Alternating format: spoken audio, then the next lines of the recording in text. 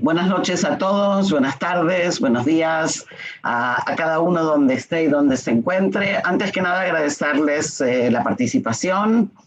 Deciros que decidimos hacer la actividad hoy porque la víspera de Yom HaShoah es mañana y suponemos que hay muchas actividades en los diferentes países, en las diferentes comunidades, y nos pareció entonces importante este momento de encuentro, donde la idea es un poco aprender y reflexionar sobre temas menos conocidos y prepararnos también de alguna manera para mañana. O sea, mañana yo suelo decir que hay una diferencia entre el día en que uno recuerda y el día que uno estudia, aunque a veces hay gente que se confunde. El momento del recuerdo es muy importante y el momento del estudio también, pero son dos momentos diferentes. Entonces, lo que vamos a tratar de hacer hoy es aprender, estudiar y conversar. Como siempre en nuestros encuentros, la idea es que participemos. Vamos a darle la palabra a Raquel, que enseguida la vamos a presentar. Ella va a exponer. Cuando ella crea conveniente, va a hacer la interrupción para preguntas. Y mientras tanto, el que quiera hacer algún comentario o alguna pregunta, la pone en el chat y yo voy a ir administrando, ¿sí?, el ritmo de las preguntas para no interrumpir tampoco demasiado.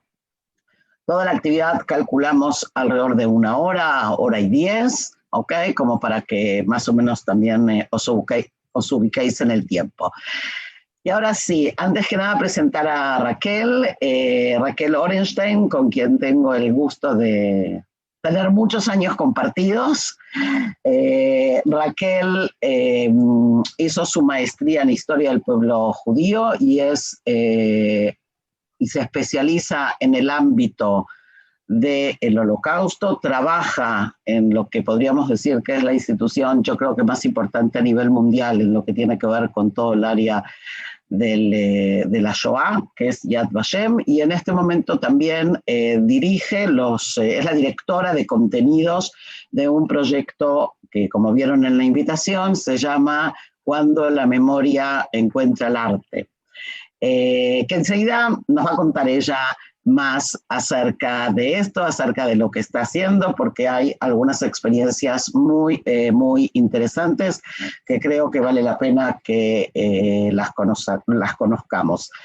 Muchas gracias y buenas noches, buenas tardes. Realmente es un placer estar acá y ser invitada por Etel. Nosotros hoy vamos a conocer dos mujeres extraordinarias, yo diría, que lo que ellas tienen en común es los últimos años de sus vidas. Y luego vamos a empezar.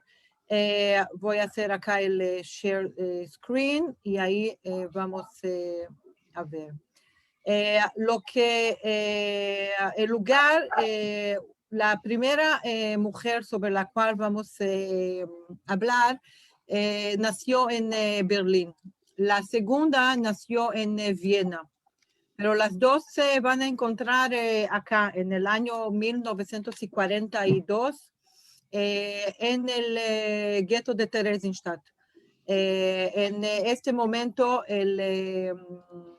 Theresienstadt, que se encontraba en lo que era en aquel momento el protectorado de Bohemia y Moravia, después de la conquista nazi, es un gueto muy diferente, muy, yo diría, interesante desde el aspecto de lo que yo acredito que es el mejor vínculo de hoy transmitir el tema de la Shoah, que es realmente a través de la documentación y del encuentro entre la documentación y el arte, como nosotros vamos a ver enseguida. Solo para que tengamos algunas cosas claras o un conocimiento de datos básicos sobre Terezín, porque esto tiene que ver con la continuación de la historia. El gueto campo de Terezín, conocido mucho como el campo de Terezín, se encuentra a 60 kilómetros de la ciudad de Praga. Acá vemos este dibujo, que es un dibujo que fue hecho en Terezín, es decir, es una documentación, un dibujo hecho por esta chica que se diseña a sí misma, Elga Weiss, que entonces tenía 12 años y hoy es una señora de 91 años que vive en Praga, una artista muy conocida y muy respetada en la República Checa, con la cual yo tuve también el placer de me encontrar dentro como parte del proyecto que yo inicié. Terezín es una fortaleza, en realidad una pequeña fortaleza construida ahí en el siglo XVIII y por lo tanto tiene 11 barracas que fueron construidas para la moradía de 7,000 soldados del Imperio Austro-Húngaro en aquel momento. Después que termina la Primera Guerra Mundial, la Imperia Austro-Húngara ya es parte de la historia, tenemos el país Checoslovaquia, y Terezín pasa a ser una ciudad, un pequeño pueblo con muy pocos habitantes. Llegando el mes de noviembre de 41, esto va a cambiar. Y ahí Terezín va a parar de ser Terezín y va a empezar a ser Theresienstadt. Es decir, el Stadt es el complemento de la lengua alemana y la ciudad de Terezín va a empezar a ser el gueto de Terezín. Durante 42 meses van a pasar por el gueto 155,650 judíos. En el momento donde va a haber más judíos al mismo tiempo dentro del gueto, vamos a tener aproximadamente 59,000 personas, es decir, 59,000 personas en un lugar que fue construido para la habitación de 7,000 personas. De casi 34,000 de los judíos que van a pasar por Theresienstadt van a morir en el gueto por las condiciones, o mejor dicho, la falta de condición dentro del gueto. Casi 87,000 van a ser transportados en 63 transportes que salen casi todas las semanas para los campos de exterminio en el este. En su mayor parte, el destino será el campo de exterminio de Auschwitz-Birkenau. La mayor parte de ellos, 90% de los chicos, de los niños del cual vamos a hablar enseguida, que pasan por Theresienstadt, 90% de ellos no van a quedar vivos hasta el último día de la guerra. Y esto es Terezín. Terezín es una fortaleza, como podemos ver tanto en la foto aérea, como este diseño que fue hecho también, un otro documento, es decir, vimos que acá, en el caso de Theresienstadt, el dibujo, el arte es realmente una documentación, un artista adulto que se llama Bedr Frita, que diseña el mapa del gueto, y acá podemos ver realmente las murallas, que son una de las principales razones por la cual desde el principio este lugar fue elegido por los nazis para ser establecido ahí el gueto de los judíos del todo el protectorado. Y no solamente los judíos checos, sino también judíos, y acá podemos ver otro diseño que también nos muestra el patio interno, donde la mayor parte de la vida cotidiana ahí se pasaba. Y para el gueto de Theresienstadt van a llegar también judíos de Austria, de Alemania, de Holanda, de Dinamarca, pocos judíos de Rumania y también de Hungría. Y para conocer el gueto de Theresienstadt desde la perspectiva que yo quiero entrar, que es la perspectiva realmente del día a día, de cómo los judíos que son transportados para ahí, cómo ellos encaran ahora esta nueva realidad, quiero hacerlo a través de un diario. Yo también los diarios entran dentro de esta categoría que es muy larga de documentación. La lectura de un diario yo creo que es la mejor manera de se aproximar realmente a la comprensión de lo que fue la Shoah desde la perspectiva humana. El diario no tiene el conocimiento posterior que tiene un testigo o que tiene un libro de recordación, y ese conocimiento posterior es cambia mucho la manera en la cual nosotros obviamente encaramos la realidad. Y el diario es un diario que, como ustedes pueden ver, fue escrito en hebreo. Y fue escrito en hebreo porque fue escrito por un joven que se llama Egon Ridlich, que era profesor de historia y profesor de hebreo, profesor de Ivrit, en la escuela de Aliat Noar, en la escuela del movimiento sionista en Praga antes del gueto, antes de la guerra, ¿sí? Y él va a ser el jefe del departamento de niños y jóvenes en el gueto. Y así él escribe en el día 25 de noviembre de 42. Hoy se congeló la leche en la olla. El frío es muy peligroso. Los chicos no se quitan la ropa y de ese modo se propagan los piojos en los hogares de jóvenes. Hoy fue el debut de La novia vendida, que es una ópera muy conocida de Smetana, ¿sí? El grande compositor checo. Fue la obra más hermosa que vi en el gueto. Y ahí la pregunta es, ¿dónde está la realidad o dónde está la verdad? ¿En los piojos y en el frío? ¿O quizás en la ópera que él va a ver? Y la verdad es en los dos. Y esto es lo que hace el gueto de Theresienstadt un lugar tan interesante y diferente. El diario de Egon Ridlich, que fue publicado en varias lenguas, también está disponible en español, o sea, lo pueden buscar en Amazon. Yo creo que es una traducción hecha en España. Y en hebreo él recibió el título muy especial, un título especial porque el título del diario de Egon Ridlich, que fue escrito en hebreo en Israel, fue editado por Ruth Bondi, que es una sobreviviente que falleció hace 3 años, una de las, yo creo, sobrevivientes pilares en la cultura israelí, que realmente mucho de la investigación sobre el gueto de Theresienstadt hecha después de la guerra fue hecha por ella, y obviamente una visión histórica única de alguien que vivió el acontecimiento y después investiga el propio acontecimiento. Y el título del diario en hebreo es Chaim Keilo, la vida como. Es decir, yo vivo como, yo voy a ver la novia vendida como no hay piojos, y yo trato de los piojos como que en la noche no voy. Es decir, acá realmente lo que yo creo que lo que más marca en la vida cotidiana de los judíos dentro del gueto de Terezín es esto, es la dualidad, también y también. Y acá llegamos a Regina Jonas. Y realmente yo no voy ahora a contar toda su historia. Hay mucho material sobre ella.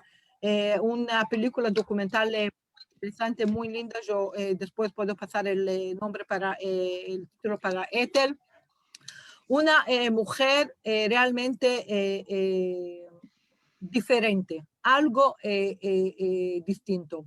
Ella nació acá en Berlín en el 1902 en una familia ortodoxa, muy pobre, muy pobre. Sus padres eran originados más del este de Polonia, es decir, no una familia alemana históricamente. Y ella era muy estudiosa, y ella decide, ella empieza a estudiar ya de mayor en el Instituto Teológico Reformista, dirigido por el muy famoso y conocido Rabino Leo Beck. En este instituto habían algunas áreas de estudios. Y había la área de estudio que terminaba ortogación, yo creo que se llama, en el diploma de maestra, y había la área de estudio que terminaba con el diploma de rabino. Y estamos hablando acá de los años 20, y Regina va a empezar a estudiar, y ella, adivinen lo que, donde ella quiere estudiar y donde los otros quieren que ella estudie, ¿sí? Acá está la historia. Todos dicen a ella, ok, por favor, estudiar, puede ser una excelente maestra, una excelente profesora. Y ella dice, no, muchas gracias, yo quiero ser una rabina. Y ella, a pesar de estudiar en este instituto liberal, ella no logra a tener esta posibilidad. Ella escribe una tesis en la cual ella quiere probar que no hay ningún impedimento. Menía es impedimento, yo creo. Impedimento. Impedimento, sabía que no dije la palabra correcta. Que no hay ningún impedimento para una mujer ser rabina de acuerdo con el pensamiento judío. Es decir, ella no viene y dice, yo quiero ahora transformar, revolucionar el judaísmo para que yo pueda ser una rabina, sino ella viene y dentro del judaísmo, ella viene, dice y quiere probar que no hay nada dentro del pensamiento judaico que impide a una mujer ser rabina. Y ella lucha por este derecho durante años y años, y finalmente, en el final del año 35, ella logra recibir el reconocimiento a través de la formación oficial de ser una rabina. Después de recibir este diploma, ¿sí? Este certificado que ella es una rabina, ella no recibió el reconocimiento social, el reconocimiento comunitario. Y nadie no quería, también en obviamente en todas las comunidades liberales que había en Alemania, nadie no quería nominarla como la rabina de la comunidad. Y ella empezó así a los poquitos. Ella enseñaba y ella daba clases, y todo el tiempo el hecho era que estás dando una clase, pero no estás dando una drashá. Y lo que ella quería es dar una drashá.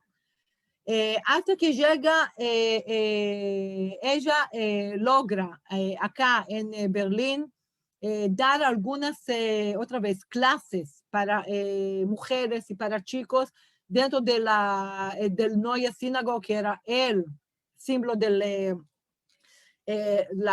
la comunidad liberal de Alemania. Y solamente, y de una forma yo creo muy irónica, después de la Noche de los Cristales, cuando muchos judíos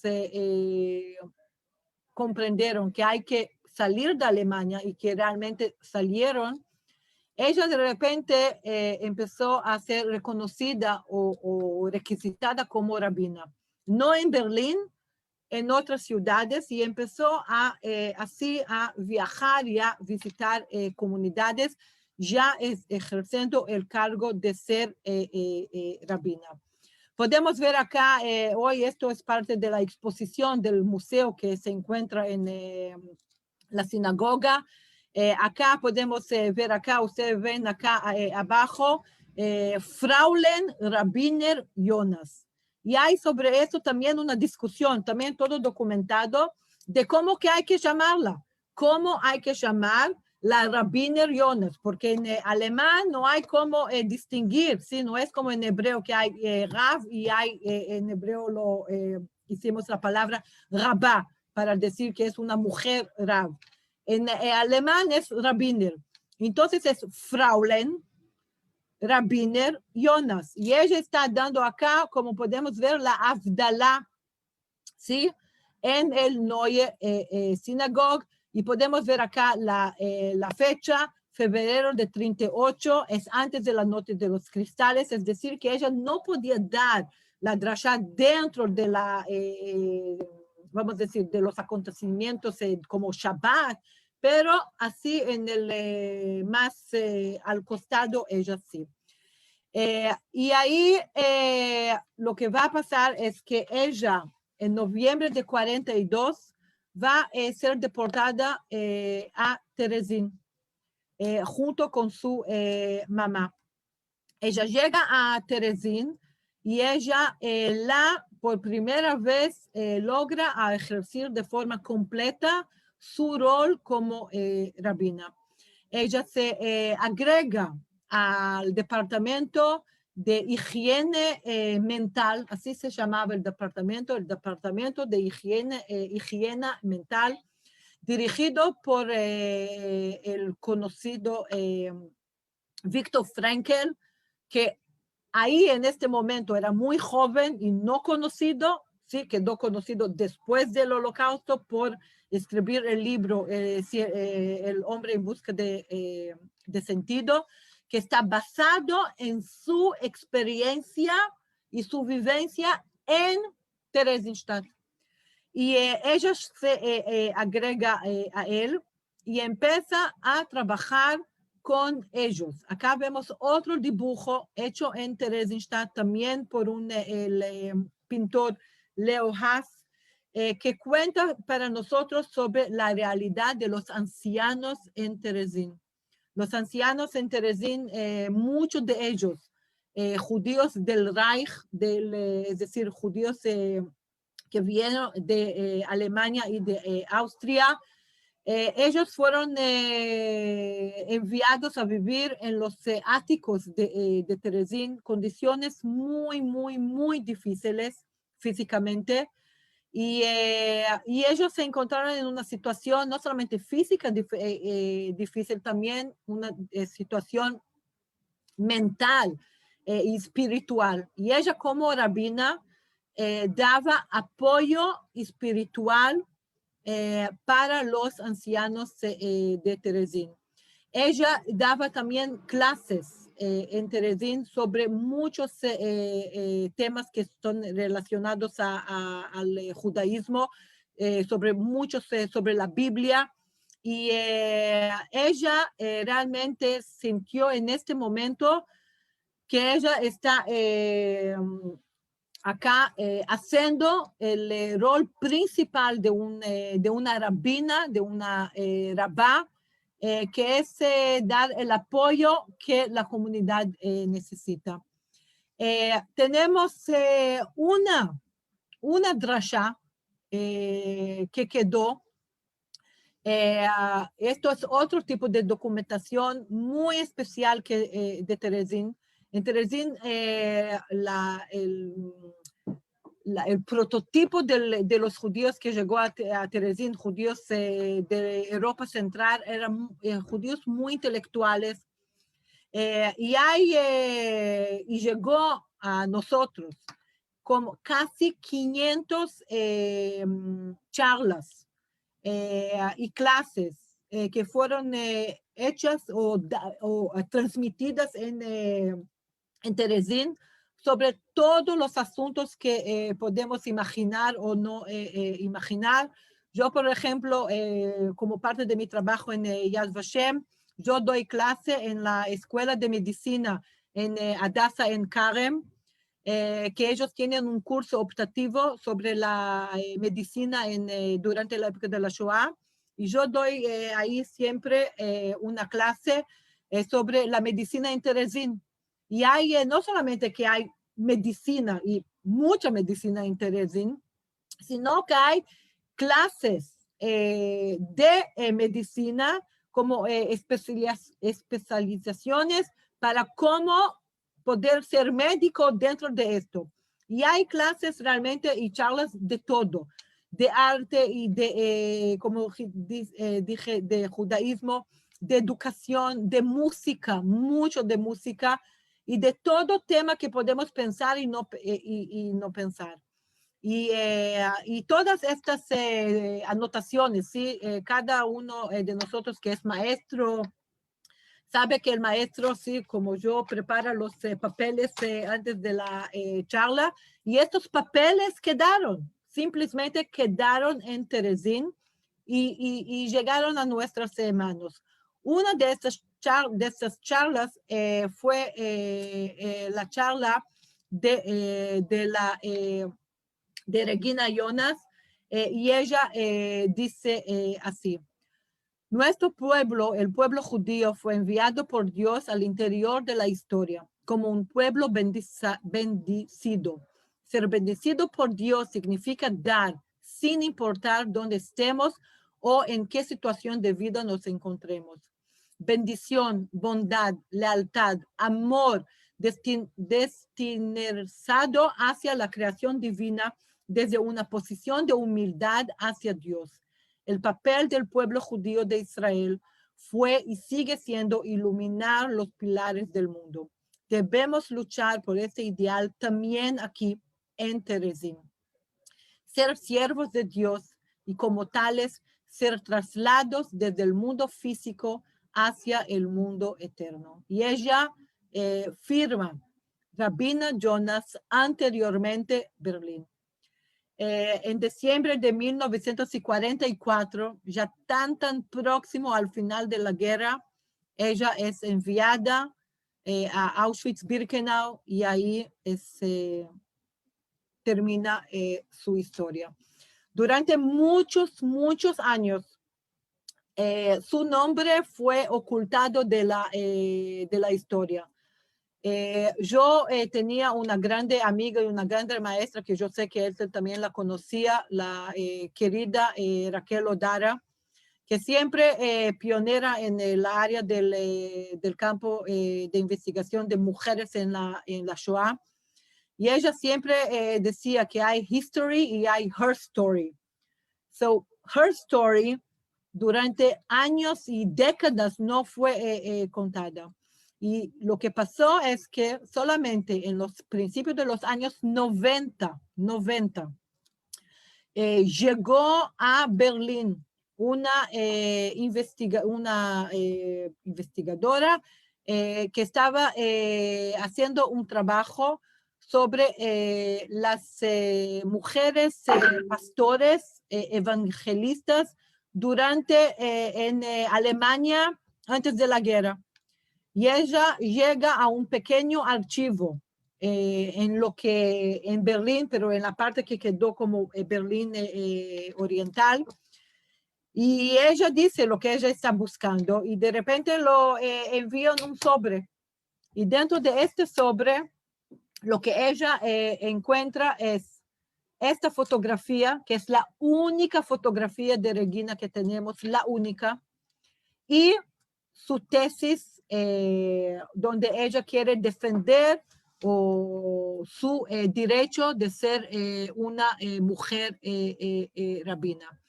Y ahí, a partir de este momento, realmente su historia empezó a ser divulgada. Y hoy ella, el título de ella dentro de la historiografía judía moderna es como la primera mujer rabina de la historia judía. Entonces, esta es así, realmente un poquito de la historia de Regina Jonas, una mujer realmente extraordinaria. Y acá vemos su hoja de testigo, el DAF-E de ella, que fue, que se encuentra hoy en la sala de nombres de Yad Vashem. Y podemos ver acá sus datos. La segunda mujer que vamos a encontrar nos lleva al mundo de los chicos. Y cuando hablamos de los chicos de Terezín, realmente entramos de vuelta a esta visión dual. El gueto de Theresienstadt es conocido como el gueto modelo, el gueto de las mariposas, este gueto colorido de dibujos, y no siempre logramos a comprender lo que hay detrás de ese dibujo, cuál es el significado de estos dibujos, y tal vez también más importante, cómo estos dibujos llegaron a nosotros. Estamos hablando de 4.500 dibujos de niños que fueron hechos todos a través de las clases de esta artista, de esta otra mujer extraordinaria que se llama Friedel Dicker Brandes. Friedel Dicker Brandes nació en Viena, y como yo dije, las dos van a encontrar en Theresienstadt. Yo digo encontrar, aunque lamentablemente no sé realmente si ellas se conocían, ¿sí?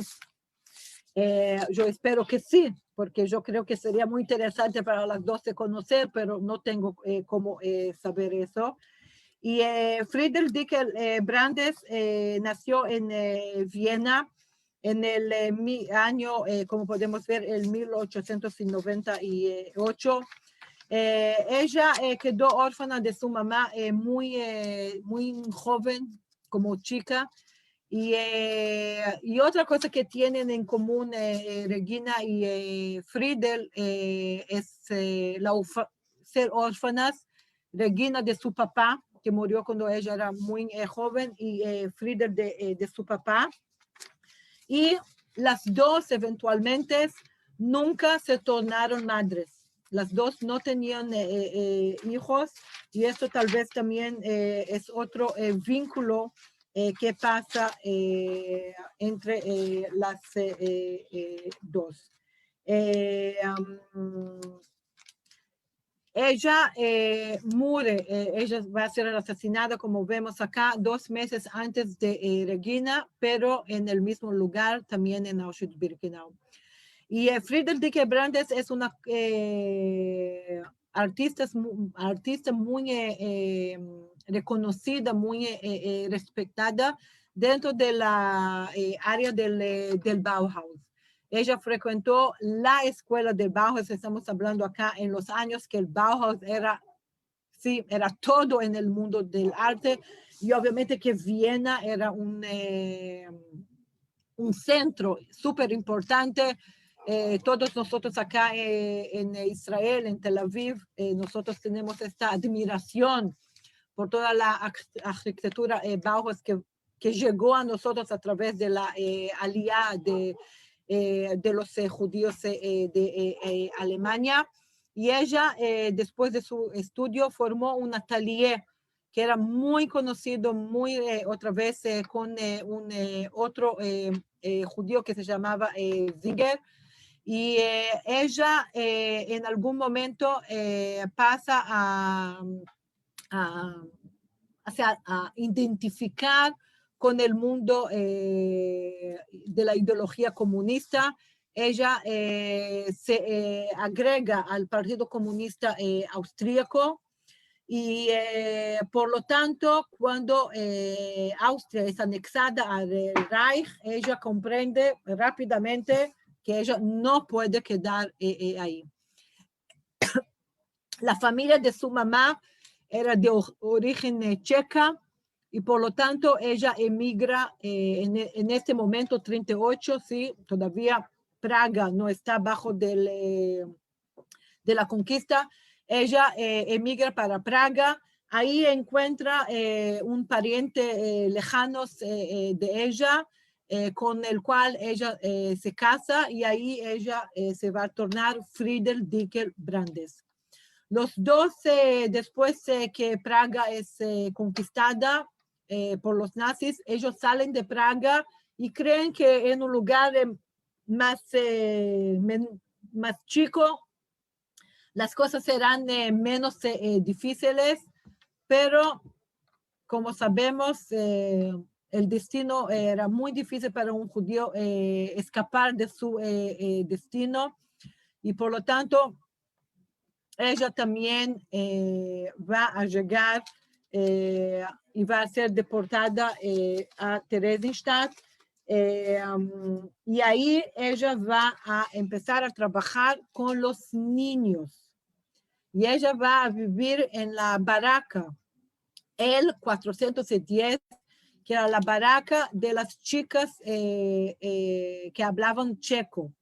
Y ella se va a tornar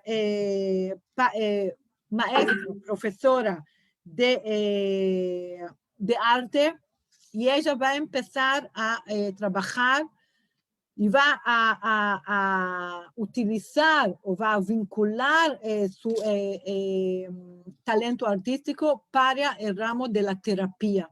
Y ella va a trabajar con los niños.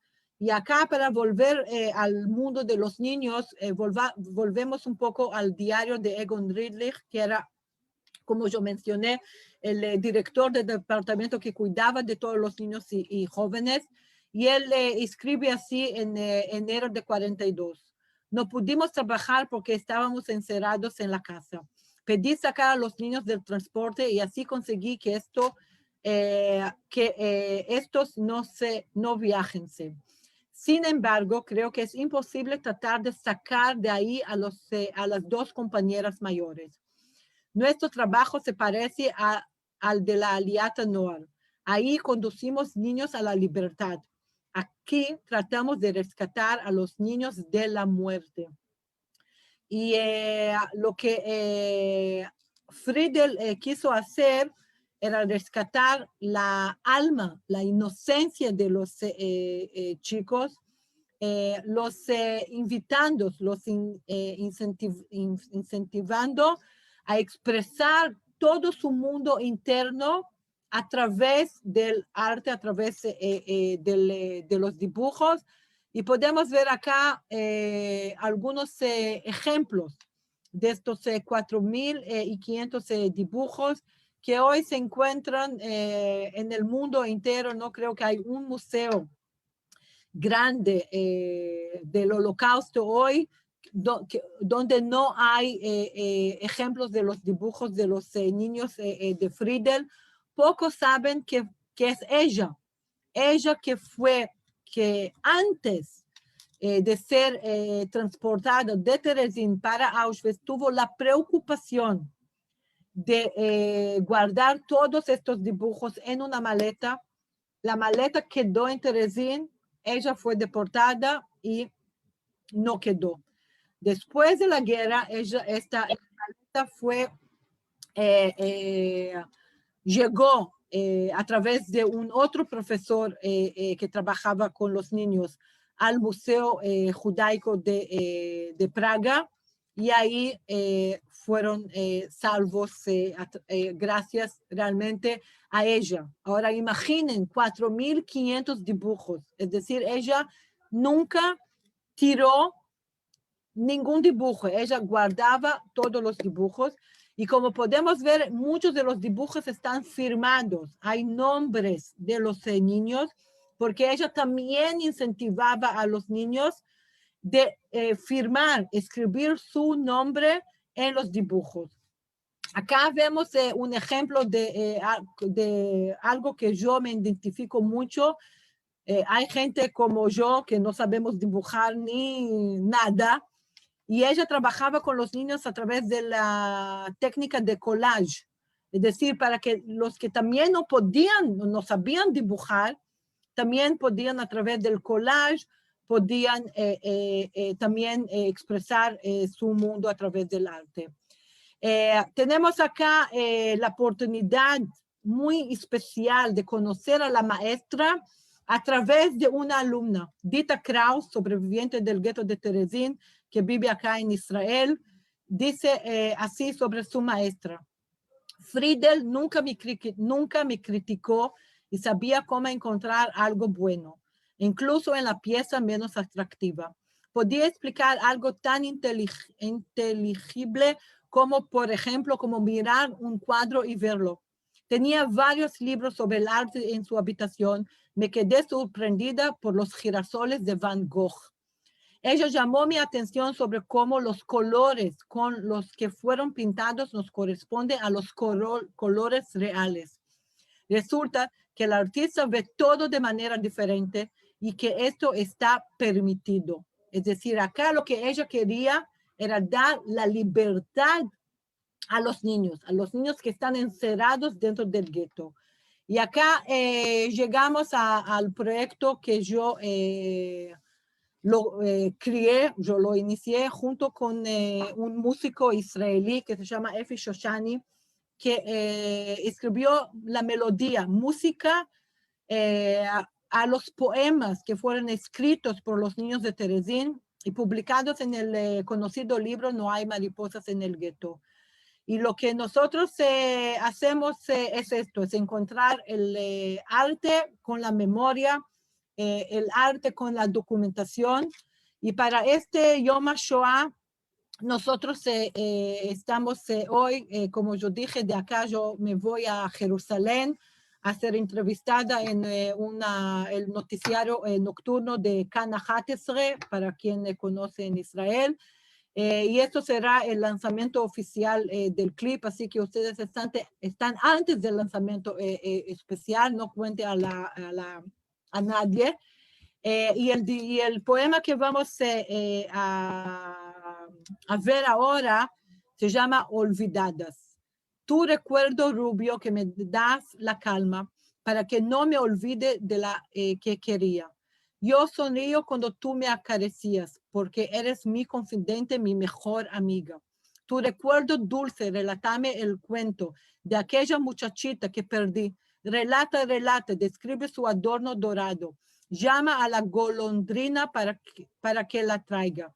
Que vuelve a buscarla y le diga en voz baja, que se acuerde de mí, aun sea un instante. Está bien de salud, y que le pregunte si aún soy un palomo querido. Que después vuelva pronto, que se no pierdas, para que pueda así recordarla. Tú eras tan linda, quizás no vengas nunca. Adiós, mi amor, yo te quería. Y ahora vamos a ver.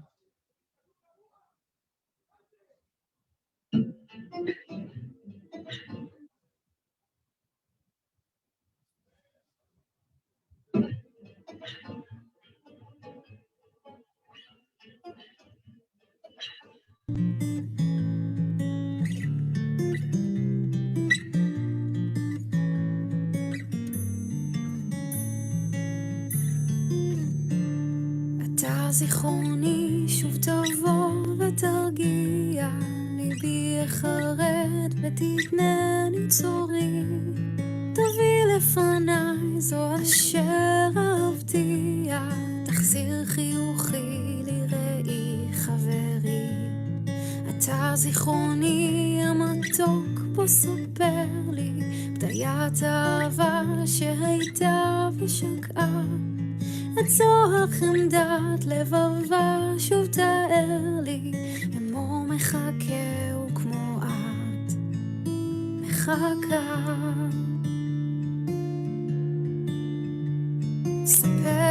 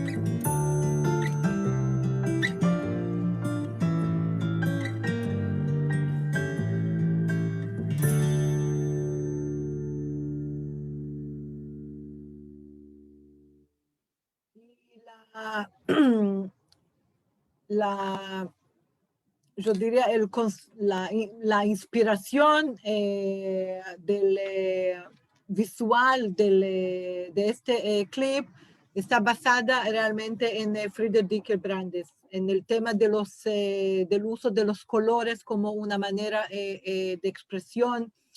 Y la razón por la cual nosotros elegimos esta poesía, que es la poesía tal vez la más abstracta de todas, que se encuentra en el libro No hay mariposas acá, es para ser producida ahora para el Yom HaShoah, que es las 24 horas en el cual todo el pueblo de Israel para la sociedad y también, claro, en las comunidades, y se habla sobre la Shoah, para venir y poner el focus sobre el ser humano, la alma del ser humano, su mundo interno.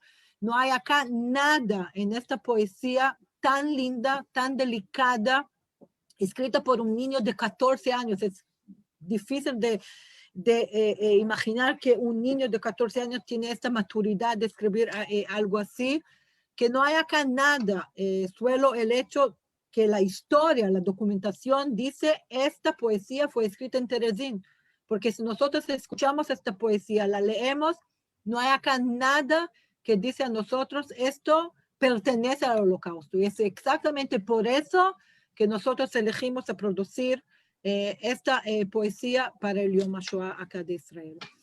Esto es lo que yo quería contar a ustedes, compartir con ustedes, y si hay preguntas, observaciones, con placer. Bueno, Rachel, antes que nada, mil gracias, por lo menos yo me he emocionado y he aprendido un montón. Siempre es un gusto escucharte. Y sí quisiera, Javerim, que los minutos que tenemos, que todavía Rachel no se escapa a Jerusalén, preguntas, comentarios, Aliza, Bakasha. Sí, Rachel, quería decirte esto a mí, me conmueve porque yo también hago arte y hay... para mí hay un concepto muy importante en que el arte cura.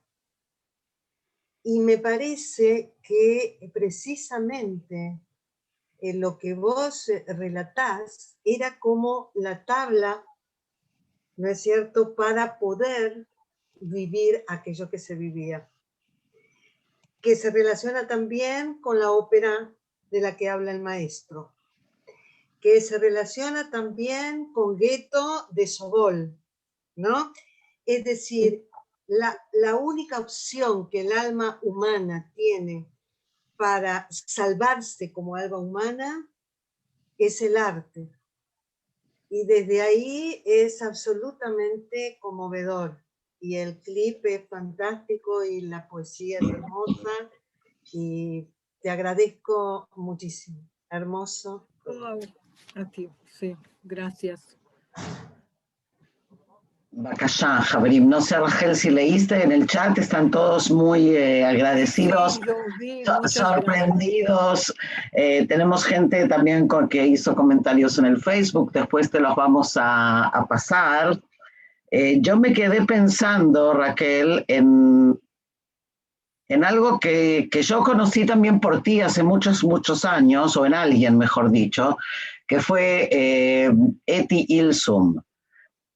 Y cuando leíste el trozo que elegiste de la rabina, me sonó tan a Eti y me quedé pensando un poco en esto, ¿no? O sea, Alisa hablaba recién del arte y del otro lado hablamos del amor. O sea, esta capacidad en el medio de esta experiencia humana, poder pensar en amar y poder no solo pensar, sino venir y decir, estamos aquí para eso, tenemos una misión, son como, a mí por lo menos me parecen muy fuertes y nos hacen pensar mucho en de verdad cuál es nuestra función y nuestra misión aquí y ahora en nuestra realidad. O sea, más allá del recuerdo, que obviamente es fundamental, hay un tema de aprendizaje que creo que es fundamental también. O sea, hablamos del pasado, pero para poder entender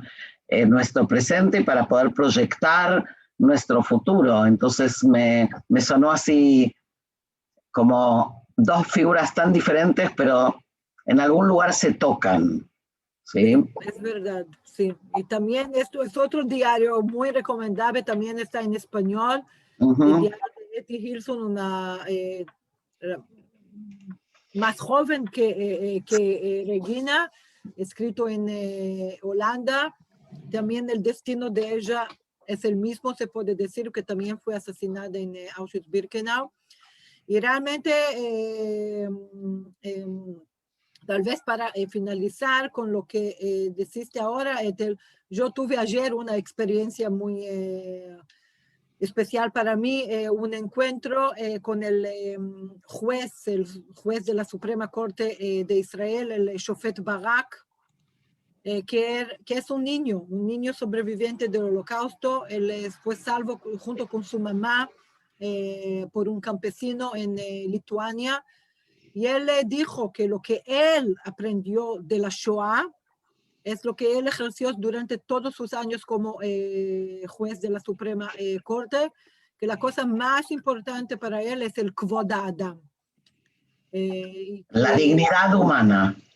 Que esto, es decir, que él salió de la Shoah con este aprendizaje, que la cosa más importante es hacer de todo para mantener y guardar y luchar por el derecho de cada uno de los seres humanos ser vivir una vida que es digna al ser humano.